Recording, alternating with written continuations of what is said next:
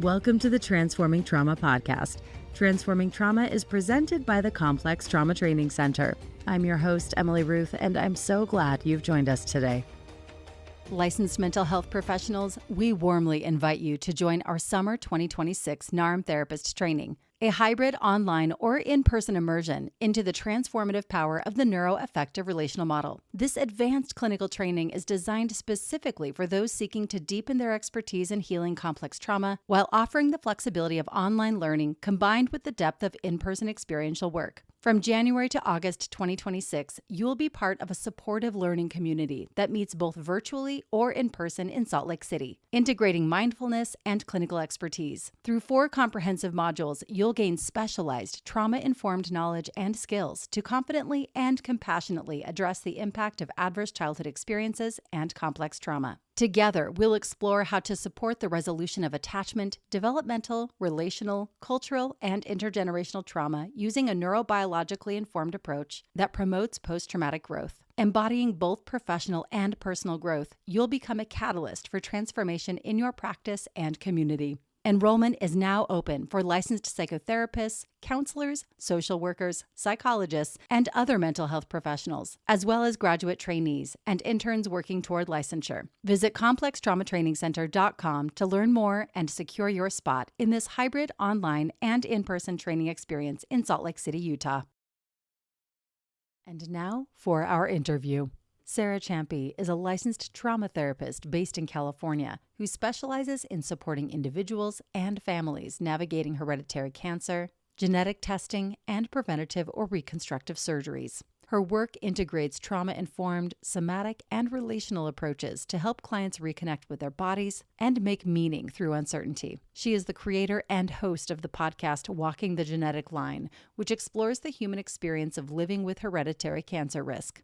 Sarah's practice bridges the medical and emotional worlds, offering a space for healing, agency, and intergenerational resilience. Please enjoy this conversation with Sarah Champie. All right. I am sitting here with Sarah Champie. Sarah, welcome to Transforming Trauma. Hi, thank you so much for having me. I'm very excited.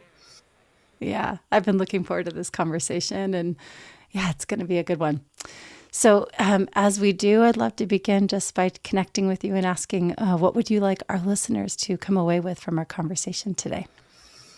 Today, I would love if listeners were able to connect with their own sense of agency, and specifically regarding any medical urgency or decision-making that may be up in their lives. I really see that through these conversations that I've been having, that these are portal moments where we get the chance to reevaluate and reconnect with our priorities and what we want for ourselves. Sometimes our medical journeys are the journeys that bring that back to the front. So I hope that listeners can get a chance to see that there's still agency here. Mm-hmm. That's so beautiful. And I'm noticing I'm already feeling touched because I've had my own medical journey, and I imagine everyone who's listening has either had their own, medical things that have come up, or someone that they love has been through something. So I'm really looking forward to digging into this with you. So can you tell us first where in the world you are and a little bit about the work you're doing, who you're working with? Yeah, so I live in the North Bay area, in Sebastopol, and I've been in private practice here since I started the NARM training in 2019, coincided with when I opened my private practice. And over the last several years, my practice has really started to shift and focus on people navigating genetic risk and cancer, and just serving this community that's going through so many unasked for choices and so many kind of invasive treatments and procedures has been incredibly profound and touching to me. I started working with this community because I too am a BRCA1 carrier. And I think that on my peer group of therapists and colleagues in this community, I've been pretty open about that. And so there was like this spider web network of connection that started to form around me, like, oh, Sarah also has a genetic mutation. Like, maybe you guys should connect. Maybe it'd be nice to talk to each other. And it really started to grow organically. And I've just found so much personal healing as well as professional, just passion and inspiration, and looking at this experience as more than a medical experience. The medical community really holds this topic right now. And I just feel like there needs to be a much broader conversation about the emotional and relational impacts of having a genetic mutation and navigating hereditary cancer in your family system. Mm-hmm. Yeah. Thank you. So you're working with that population. Can you say a little bit more about how you came to that? Because I know I'm hearing you say you've had your own journey, but yeah, what led you to want to work with folks who are also navigating that? Yeah. Well, my whole career, like, how does anyone become a therapist? My whole career was shaped by my early childhood and my experiences of loss and trauma, and resilience and love and, all of that. But specifically, my mom was diagnosed with ovarian cancer when I was 7 years old. And then we went through her treatment journey for 3 years, and she passed away when I was 10.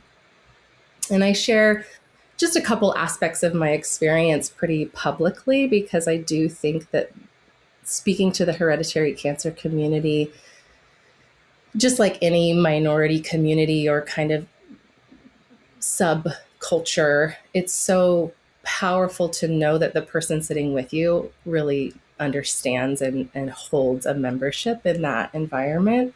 And so, yeah, so I have been very open with my personal history of hereditary cancer, and also because it just shaped who I am and who I am as a provider and as a therapist. And so going through that was deeply impactful, that loss. And when I graduated from my master's degree and started practicing social work, I was in the foster care and probation systems. And it was very behaviorally focused. And I wasn't resonating with it after time. I knew that I didn't want to be counting tantrums and giving sticker stars to children for good behavior. It was something really off for me. And I stepped back and I actually realized at that point in my life that I wanted to completely shift settings, and I started working in hospice care. And I knew that this had to do with,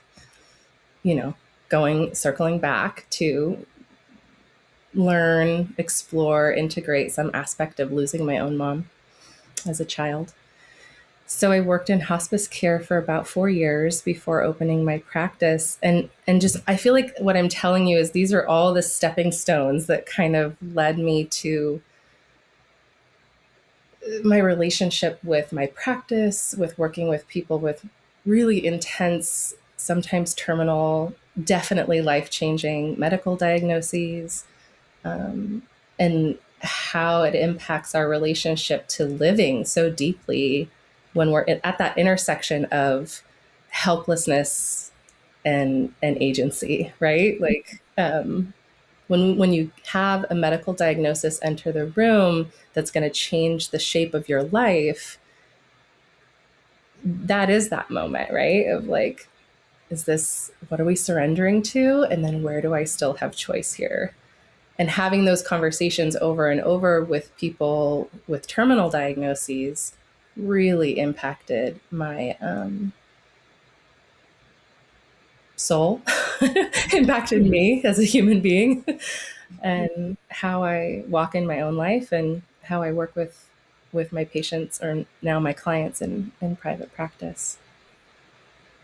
So I hope that I'm kind of answering maybe the narrative story of what brought me here. But I feel like people started coming into my private practice really through a natural network, right? So really through people saying, "Oh, you're seeking therapy and you have a genetic mutation." Sarah Champie actually has a genetic mutation, and I know that about her. And you guys, maybe you should consult with her. And then that was kind of how it started in my practice. Was I was just like, wow, this is so touching to work with people in this community, and giving me a sense of like, wow, I've been holding so much in this, and like this exploration is so much more rich than I have been supported to explore through the medical setting. And we can kind of get into that. Like, I really see a gap in care here. Yeah. Yeah. Yeah. I'd love to hear more about that. So let's put a pin in that. I want to circle back to the piece, because you said you started your private practice right around the same time you got into the NARM training. Can you speak to that a little bit? Because that sounds interesting. Yeah. So I was at hospice, and having a lot of really profound and beautiful relationships, but still through a medical lens, right? Like still as a clinical social worker through, their Medicare, or through like with a team of doctors. And I was just really longing to have conversations, like a therapeutic clinical setting where the people that I was working with actively wanted to explore. It's such a different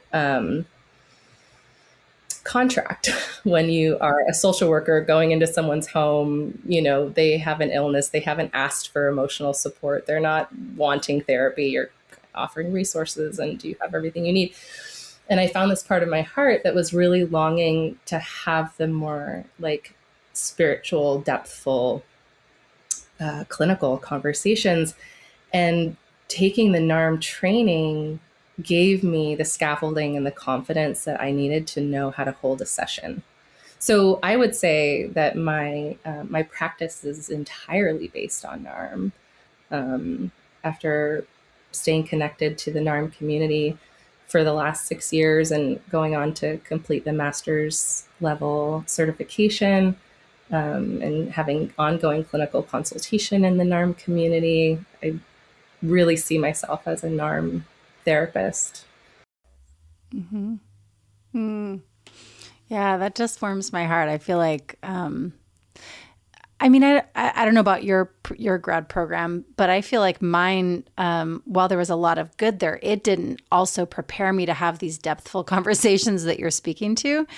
And so I don't know that there's a question in that, but just kind of like knowing that you wanted that, even if you didn't receive that necessarily in training, but then in this context of the hospice work, and knowing I still want to go deeper. And these clients that's not necessarily why I'm showing up here, why we're coming together. And so, I don't know if that's a chicken or the egg sort of conversation of like if you left private practice first, or if you got into the NARM training and realized that wasn't the environment that was going to support that kind of work. No, it was the other way around. It was, I met Brad through a personal connection, because we're both from the North Bay area. He's a little bit farther north than I am, but we have some personal shared community. And so I met him that way, and then took a course by him, like a one-off weekend course down here in Sebastopol, and then decided to do the NARM. At that time, I don't even remember if it was just NARM level 1. I think now it would be the NARM basics training or something. Mm-hmm.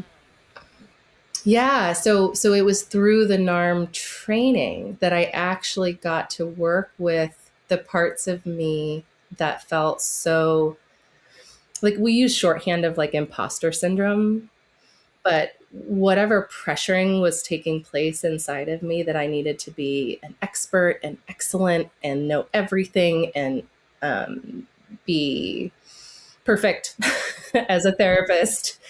Through my first exposure to the NARM modality, I got to work with those ways that I was relating to myself, and really experience my own disidentification, that melting to a greater awareness and complexity that, like, of course I'm never going to know everything. And of course I'm going to get stuck. And look, I have this community that I can turn to. I have layers of mentorship here. Look how this learning never ends. And rather than that being a sign of some internal failure that I'm still learning, like, all this excitement came forward and all this life energy of like, oh my gosh, I've chosen the career where the learning never ends. What? Like, this is so great. So we got really radical shifts in the ways that I was relating to myself in the process of moving into private practice, of calling myself a therapist instead of a social worker. It really resonated. I'm not sure if you're an MFT, but as an LCSW, we have a broader way of getting our clinical hours. So specifically for me, I had to really overcome this idea that I didn't have years of training as a therapist, like sitting individually in a room, looking at each other, and yeah, but really, like I said, it came down to the ways that I was pressuring myself to know everything. And so it was so beautiful to get some freedom from that. Yeah. Okay. Thank you for sharing that. I've been curious. We've never been in this situation where I felt like I could just ask that question. So I'm glad you could share with us that piece of it. So to come back to the work, tell me a little bit more about this, like tracking the depthful piece and anything you want to say about that. Could you give me a little more frame tracking? Yeah. Well, I mean, I know you and I, before we pressed record, I can just say, we were talking a little bit about, there's some things that you've been tracking and in like learning more about NARM and going deeper with it, how that's intersecting with this population that you're working with. Can you share with us any of how you've come to that, or as you're continuing to, as that's unfolding, as you're discovering? I just want to hear anything you want to share there. Yeah, absolutely. Well, I think I want to start maybe by providing just a little education or just like background on the experience of people that are navigating being diagnosed with a genetic mutation. I mean, some of our listeners likely know someone in their lives who have gone through this or heard of someone. I know that there's like also some really famous kind of media examples, Angelina Jolie and different actors or actresses that have ultimately shared that they have genetic mutations and the choices they made around their relationship to risk in that. But essentially, there's two pathways that people get diagnosed with a genetic mutation that are the most common right now. It's through a process of either someone in your family has a cancer that's known to be associated with hereditary risk, or you yourself have been diagnosed with cancer, and then the genetic testing comes through part of your treatment plan. And we can talk more about that. But so no matter what, when you get your genetic testing results, you're already in a moment of needing to hold the complexity of your own lived experience, this positive gene mutation living in your body, with some other story of someone in your life, potentially, or a family member and their cancer experience. So it's deeply impacted by the amount of medical trauma or emotional content that's happening in your life at that time. And when I say it's deeply, what I mean by that is your emotional response to it, like how it is for you to hold the fact that you carry a genetic mutation is impacted by the context of who in your family has had cancer and what their treatment experience was, if it was a fatal cancer, right? Like, so some people get their genetic testing results and they have no history of cancer. Maybe if it's through their own cancer diagnosis, it's early in the cancer process, and there can be a lot of like, okay, this is just a part of my experience, and like, I'm going to trot through this kind of, it might feel a little bit scary or complicated, but like, there's a lot of resilience, or there's a lot of capacity to just kind of like have faith or trust in all the treatment options available to you. And for other people, and I'll again, reference like for myself as someone who lost my mom so young, finding out I had a genetic mutation was terrifying. Terrifying, because all I had to associate with that was the fact that my mom had died when I was 10 years old and she was 46. Right. And so, as I think Larry is the one I heard talking about this several years ago, but he talks about projective memory. Right. And so, in that moment, we have an uncertainty living in our body. I carry this genetic mutation. I am healthy right now, but I am now in this moment, like the volume is getting turned up so high about what will happen to me and how safe I am living in this body. And when we've been through a trauma, the projective memory is literally a voice is like, I'm going to die. I'm going to die. I have to do something like, and it can be a visceral experience that's a lot like I already have cancer. And then there's a lot of rational thoughts usually that take place, right? Like, well, you don't have cancer now, it's not that bad, and da da da. Like, so I guess I just really wanted to speak to for folks that may not have this experience directly in their lives, just give a little context to why I am thinking and speaking about this through a trauma-informed lens. Because this is the emotional experience, right? We have the grief, sometimes traumatic grief of someone in our life that has had cancer or has even died from cancer. And so that gets brought to the fore. And then on top of that, you're immediately sucked into a funnel of medical decision making.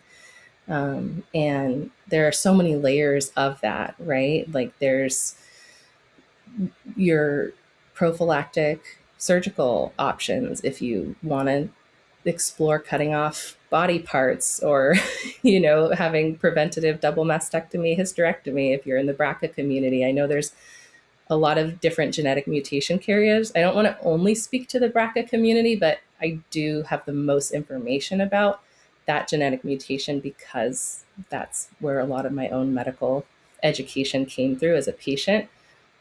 So I don't want to go off too much on a tangent, but there's a lot of genetic mutations now that we know about. Really common ones: ATM, Lynch syndrome, CHEK2, BARD1, and there's about 20 more that we know about. As genetic testing gets more and more refined, more and more people are being diagnosed with genetic mutations. So 20 years ago, this wasn't much of a conversation. Now it's like, it's happening all around us. I'll pause there for a second. I feel like maybe I'm on a tangent.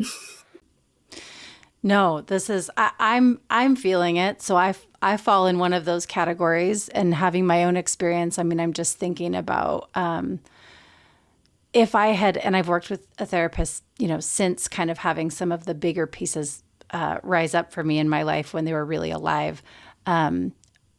But if I had had a therapist to work through in real time, I'm just holding how rich that is, how important that is, and just feeling a lot of gratitude for you and the work that you're doing, and that folks are, have the opportunity to work with someone in real time while they're navigating all of these choices. Because I felt really lost. Like you said, there's choices on the table. It's like I was in sort of this very cognitive place of like, okay, I need to make these choices. But the emotional support, that was not available to me. I wasn't aware. I'm sure that it was, but I wasn't aware of what the emotional support was available. So I'm just appreciating what you're naming. Yeah. Well, and I think that that's what's so fascinating to me because, going back to all the layers of decision making, if you're in childbearing years, you're suddenly having to think about, your relationship to family planning and your emotional response to the idea of passing this gene down to your children. Or do you want to have IVF? Can you afford IVF? What does IVF even look like for your family? If you've already had children, there's often a lot of guilt, or hopefully we can slow that down and really bring more complexity to that. But about the possibility that you have already passed it down to your children. There's all sorts of layers of medical advocacy that have to take place that bring up power and control with experts in those, doctors' relationship to risk. Like it's you're suddenly stepping into a vortex of a lot of really intense conversations and navigation and just research. Like, am I supposed to be the expert on this, or should I just take what this doctor tells to me? Like, I'm on Google, I'm on ChatGPT, like I'm getting overwhelmed.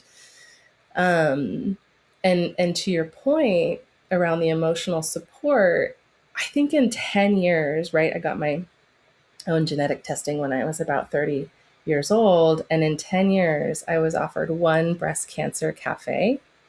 This was the only emotional support I was offered. Somewhere in there, maybe when I was first exploring preventative surgeries, a mastectomy specifically, I was offered like a breast cancer cafe that had a nurse practitioner and a social worker. And it was like a drop-in, one-off kind of experience to get some resources. And that being said, there are some amazing national resources, national organizations that are offering a lot of information and doing their best to offer emotional support, like Charette and Force Hereditary Cancer Facing Our Risk is the name of a national organization that has amazing education and a series. There's every month, I believe, there's a drop-in group. So these like big drop-in groups where you can go to connect. The other piece that we have is like social media. So there's these Facebook groups and there's like Reddit threads. And there's thousands of people in them. Like the BRCA 1 and 2 support group that I'm a part of, I think it has like 9 or 10,000 members in it. And people are writing on there. They're writing like, I can't sleep. Like all I do is cry. Like I've passed this down to, I'm pregnant, and just calling out for connection, to not feel so alone with this experience of our genes. It's kind of like, I'm pausing because I'm like, it's like living with the mystery on such a cellular level, right? It's like so visceral. That's why it really touches identity. There's a before and after. There's like, before I knew I had a genetic mutation, and then after I found out I had a genetic mutation. And for some of us, it's a real threshold moment of identity in which our relationship to our lives is changed by that experience. And so the fact that there's not more specialized mental health or therapeutic support for this community, the farther I've gotten into it and really validated my own experience and talked with other clients and people in this community, to me is quite mind-boggling at this point. I'm like, this needs to be a huge conversation because genetic testing is only going to increase. I've been talking with more and more genetic counselors, and there's actually conversations, granted they're from more the industry side, but about doing genetic panels on all babies birthed in hospitals, complete genetic panels, and then somehow guarding that information throughout our lives, and then at sensitive time points as we age, like revealing genetic identity, genetic mutation information when pertinent medical decision making needs to be made, which is mind-blowing to me. Yeah, that strikes something for me, because for me, a lot of my symptoms and things that were coming up, it was unknown to me because I hadn't been tested. And I didn't have anyone in my family that had, like, that we had connected dots to figure out what was happening.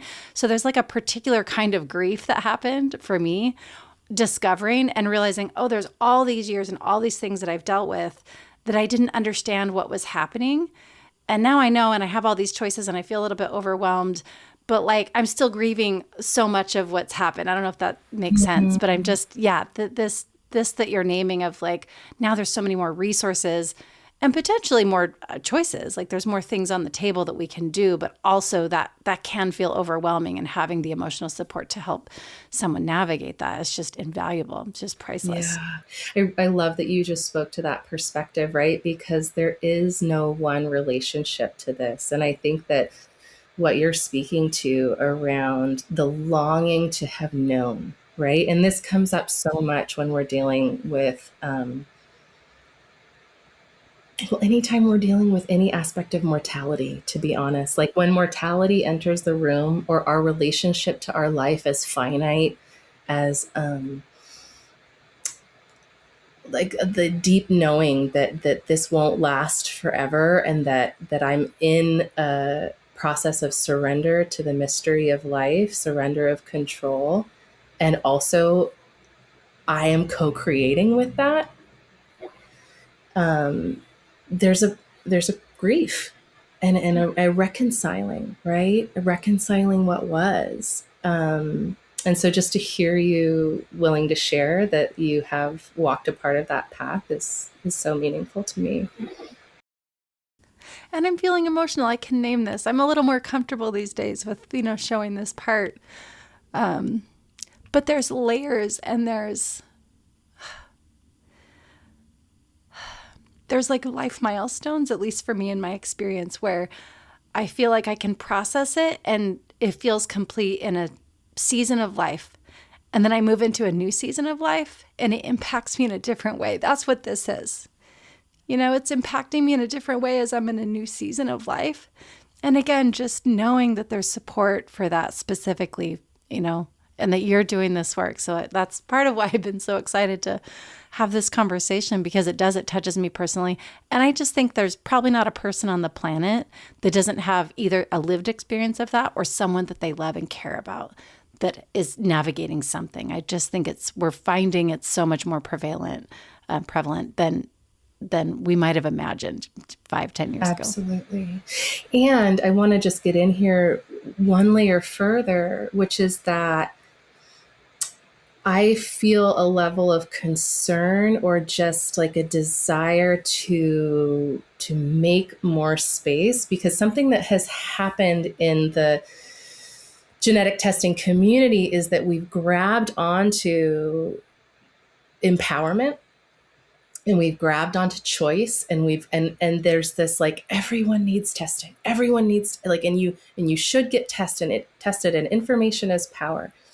And I do think that we can get there. I do think that exists immediately for some people. And also, I feel a level of concern about the ways that stories of empowerment and strength, specifically in the cancer community, cancer warriors, battling cancer, like rising empowered, like here it can kind of turn into like an ABC. I use ABC as like a sign of really focusing on outcomes, like a simple narrative in which we just go like step forward. And so a lot of times the public facing aspect of these conversations is a conversation of empowerment. I got tested. I had my mastectomy. Now I'm safe. I had my hysterectomy. I beat cancer. And what I don't mean to like pull that down or make that problematic of its own, because that part of the experience is real and beautiful. However, I think part of the way I see my work as a therapist, and specifically through the individual and group support that I offer, it's like there's so many pieces of the puzzle that need to be honored if we're really going to stand there in a holistic story, right? Like I'm so concerned about that being a fracturing of our psyche, in which we only allow empowerment, we only allow the agency and choice that we were given by testing. Because if it's a fracturing of the psyche, then all of the grief and all of the helplessness and all of the rage and all of the opportunity for deep self-attunement and self-referencing that allows the complexity of, this is like the complexity of being a human being with technological advances that our animal hearts, our animal bodies have no idea how to relate with. What do you mean I carry a genetic mutation that puts me at a high risk of cancer? What do you mean my recurrence rate is statistically higher? How the heck do I walk through the rest of my life knowing that? And I think that my hope, maybe we're getting back to the intention of this work or of this podcast, my hope is that we can we can hold our agency and the portal, the opening of this moment with so much depth and so much honoring of all the nuance of what it means to try and wrestle with this, because the opportunity to override ourselves and to just rush through medical decisions and just rush to safety is so high here at perceived safety. I want to be careful about that word. And I sit with a lot of genetic mutation carriers who maybe like had preventative surgeries in their 20s or 30s, and now they're not getting to breastfeed their children. And I'm never going to say that was the wrong decision, but I am going to stand in the complexity of that grief, right? Like, I saved my life and now I get to be really sad about it.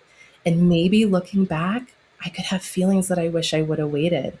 I'll never know if I would have been safe if I did. Like, can we just have someone to stand with us there in that moment with all of it being true at the same time? Because I don't see that very often. Absolutely. Oh, that really speaks to me personally. Yeah, this piece of like, there's so much unknown, and you can't know if we had made one choice earlier or later or whatever. We just can't know how things might have turned out. And there's often grief in that. And to sort of reduce it and put it in this box of the empowerment piece, it's like that doesn't honor the whole, like you said, the complexity. We're not looking at it holistically in that way. And so I'm hearing you say that's part of what you support your clients with. Yeah, totally. I mean, I think that's what's so beautiful about the NARM model and the way that it's changed my life is like to be able to stand with neutrality, or at least spaciousness, to be with all these different parts of our experience, and to realize that that truly is a widening window of tolerance. To me, yeah, I mean, I just think that when our medical realities crash into our developmental trauma, it's like suddenly our relationship to risk is all informed by how safe we did or didn't feel as a child or earlier in our lives or through other medical experiences. And so we can actually be flooded, right? And then desperately trying to get back inside our window by choosing options, the most dramatic or the most preventative or the most physically safe, to try and get to this place of safety, which is never really going to exist, right? Like, we're always in a process of helplessness and surrender to the universe and to mystery in our bodies and all the environment. And so I just, it breaks my heart and really fuels my like clinical passion to hope that we can find someone to sit with us in that space, so that the process, no matter what we choose, is a process of self-connection, right? Rather than disconnection, rather than override, rather than a strategy to try and get back inside our window.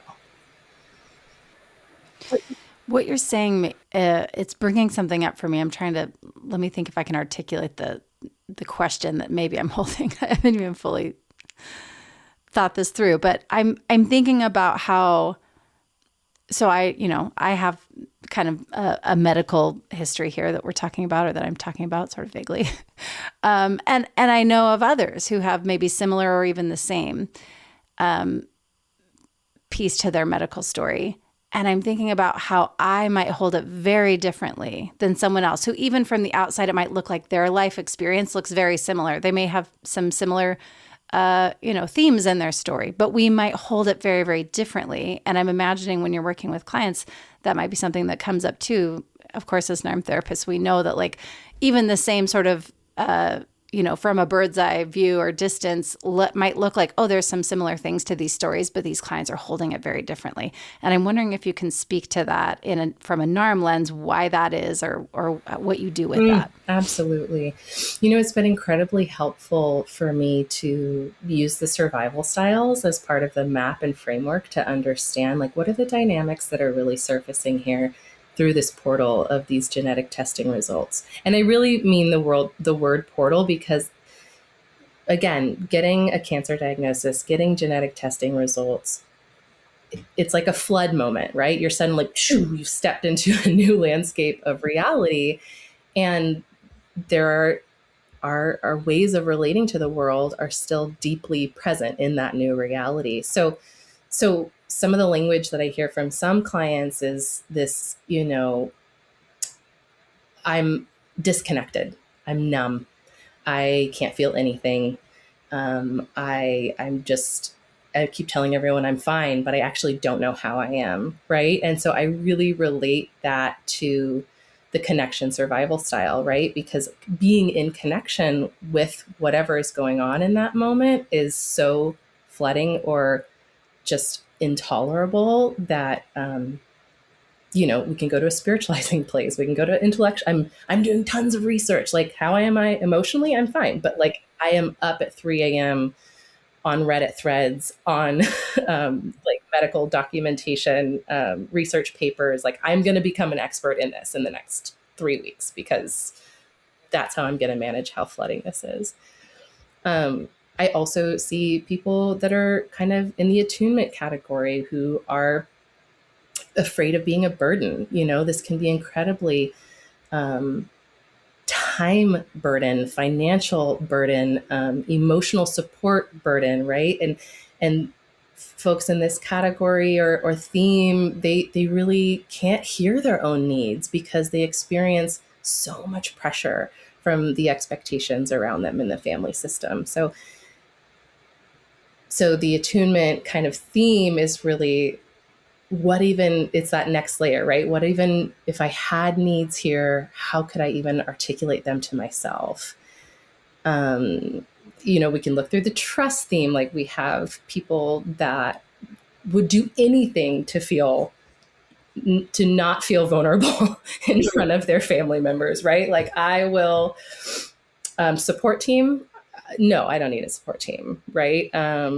These folks are not often in my practice, but I do think about and see, like, if you are carrying a lot of responsibility and leadership at work in which you have had to hold like teams together, or even if you carry a lot of responsibility and leadership in your family, there can be trust themes there, right? Because to actually show that you are vulnerable and going through something is terrifying.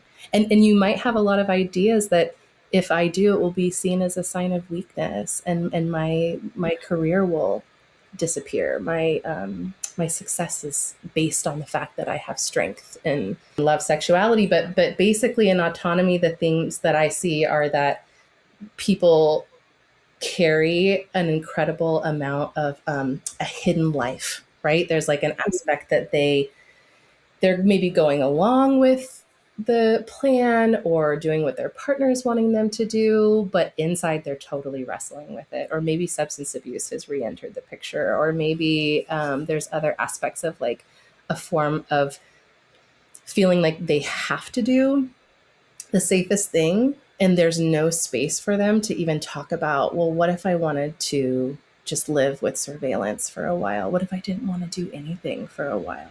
What if I wanted to try and work with a naturopathic landscape, right? To kind of be cancer prevention through lifestyle and but maybe that doesn't feel allowed to talk about at all, right? And there can be a lot of shame and kind of guarding of an inner world. And then love sexuality, I think mostly comes up for me around, because this is so much about our bodies, right? And the reconstructive process, this is a whole other conversation. The reconstructive process for people who have breasts and want to keep them is fascinating from a feminist and gender, expansive perspective. There are so many dynamics that come up around rebuilding breasts, or the choice to keep breasts, or the choice to remove breasts, and how that ripples through social relationships. And so as a NARM, like I wanted to kind of give that little map, because sometimes you're moving into these conversations and landscapes, and having that framework has been so supportive to really understand how these medical choices and decisions are directly connected to the ways that we learn to survive as a child, right? And to the ways that we found our value as a child, and our love and our connection. And And so this amazing opportunity to finally get free, to finally explore these pressures and themes and the ways we relate to ourselves, so that maybe this is a process of liberation that was never available to us earlier in our life. Gosh, there's so much that's coming up for me right now that I'm like wanting to ask and explore, and I'm also mindful of the time. But two things specifically that I'm holding that I sort of want to name is, first, this piece around what it means to, to have a kind of relationship to our body, and specifically for those who have breasts and want to keep them, or whatever that choice is. I'm thinking of like what happened in the media when Angelina Jolie made that decision for herself, and like how there were so many opinions. And, obviously a celebrity gets to choose how much they engage or not engage, or read or not read about what the public, but for anyone else, in my little life here with the people around me, there are going to be people who have opinions about whatever decision we're making. And so I'm just thinking about how working with you or a therapist that has this kind of lens of like how supportive that can be to like stand in our own, space around it, make those choices. And I don't know, I guess there's a sort of bravery that I'm holding, at least, that it's brave to make this decision to work with someone around all of these pieces and sort of, I don't want to say shut out anyone else's opinions, because we can, hold loved ones, I guess, with what their thoughts are or whatever, but to really do what we know is right for us and our bodies, like, that feels so brave, and it feels political sometimes, I think, for people. Like, I don't know. There's a lot there. But this piece around medical professionals, like how there needs to be so much more education there about this emotional piece. Like, okay, Sarah, can you do some consults with some plastic surgeons around, but I don't know. It's like, this is what you're kind of helping uncover, I think, is that there's so much here that we all need to educate ourselves around, because that choice may not be right here in the moment for me right now, but I don't know, 5 years down the road, there may be another layer of choices to be had or to be made. And I hope that those who are around me in my circle of support are also having some education around these pieces. So can you speak to the medical side and what, say there's a doctor who's listening to this, because there's great doctors out there who are interested in trauma and supporting their patients in a certain kind of way. So yeah, can you speak to that a little bit? I don't even know if that's a question. It's absolutely a question. And we need like a whole other hour, because I just feel this like fire of like advocacy and passion in my own heart right now.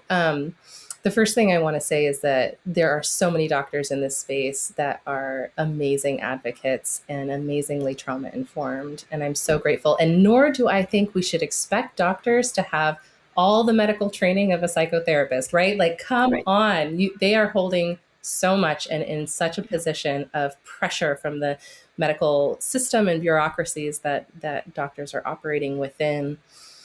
However, I mean, we didn't even get into on this podcast. I feel like I really focused on, breast options for some reason. We didn't even get on to surgical menopause and the impacts and what we know about menopause on bodies, early menopause and HRT, right? Like this whole huge conversation, the black box removal in November of 2025. Finally, we have the label off of estrogen. We know it's not like a deeply dangerous, for the last 25 years, like labeled as deeply dangerous, highest level of warning. So now we have providers changing all the ways that they educate patients, talk to patients around menopause. It's part of this whole menopause revolution that's taking place right now, which is just so inspiring. From like, if I really to stay in my lane around the emotional and relational impacts of this, I think that what's happening is doctors have their own relationship to risk. They have their own information or lack thereof. And there needs to be an incredibly high level of personal responsibility and accountability to how they are responding to these diagnoses when they're talking to patients. So if you get diagnosed with a genetic mutation from your primary care provider, that is not the person who should be guiding your care. You need to seek out a specialized person's care, either at a clinic or center that manages genetic mutation people regularly, or, seek someone who's in private practice and helping people really go through menopause and go through this decision-making, high-risk cancer decision-making process as their primary focus, because otherwise you're going to deal with somebody who feels that you're an outlier and is scared of your experience, and then you're going to be navigating your provider's fear in addition to your own overwhelm. Does that make sense? Absolutely. Okay, so seek specialized support. Number one. Yeah. And I think for doctors to know that a referral to mental health is not optional.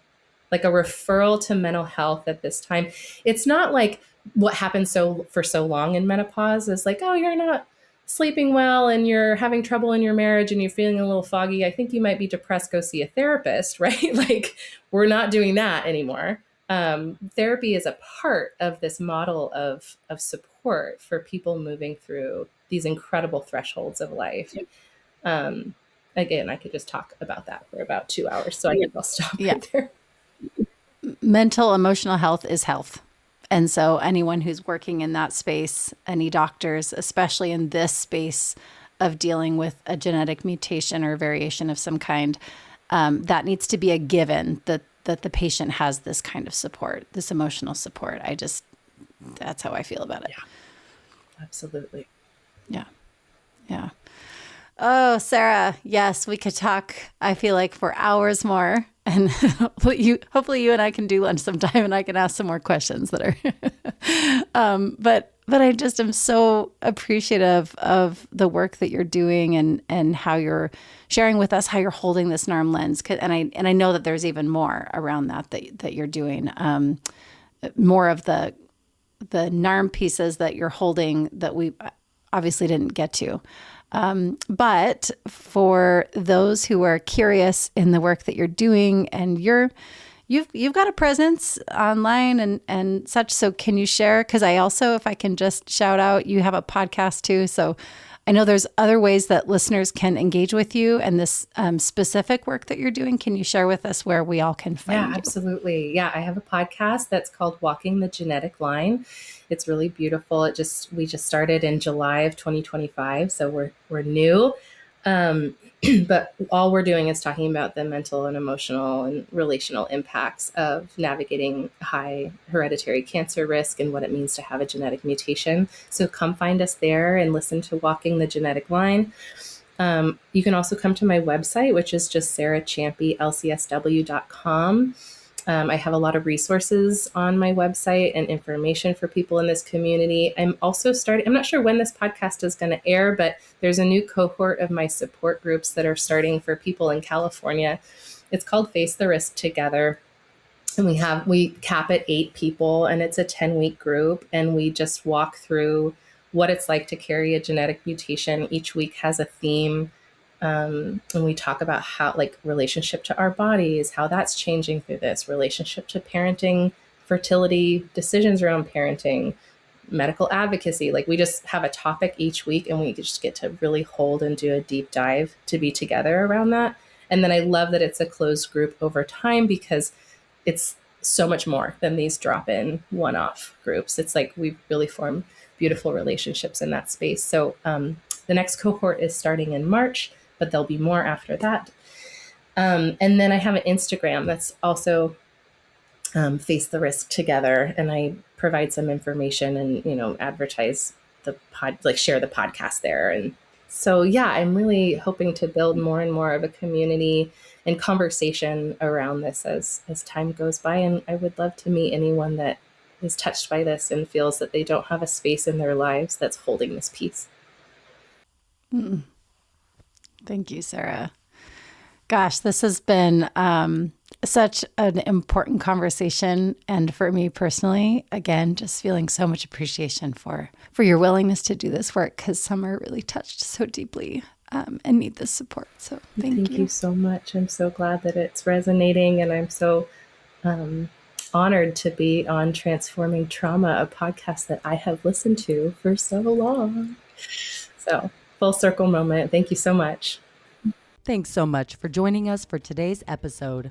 To find more information about our guest, check the show notes or visit us at complextraumatrainingcenter.com/transforming trauma. You can also connect with us in other ways. We are on Instagram, Facebook, and YouTube. As a mental health professional, your commitment to healing and growth inspires us. We at the Complex Trauma Training Center are committed to supporting you in your well-being and success. That's why we are honored to invite you to our Space Program 2026, an inner development program of support and self-discovery for therapists on the personal, interpersonal, and transpersonal levels. Running over 6 online sessions in 2026, this interactive experiential learning program is designed to support self-care and self-discovery for therapists exploring internally, relationally, and transpersonally. CTTC faculty will welcome you into a professional community of therapists that are seeking to create greater effectiveness and resilience in our professional lives. As CTTC faculty Brad Kammer says, the intent is that this program will help us not only become more effective therapists, but also love our work more. Please visit complextraumatrainingcenter.com and secure your spot in the 2026 Space Program. Thanks to Rig for producing and editing, to Tori Essex for our album art, and to Brad Kammer for the creation of this podcast. We look forward to building community and connection with you and changing the world by transforming trauma.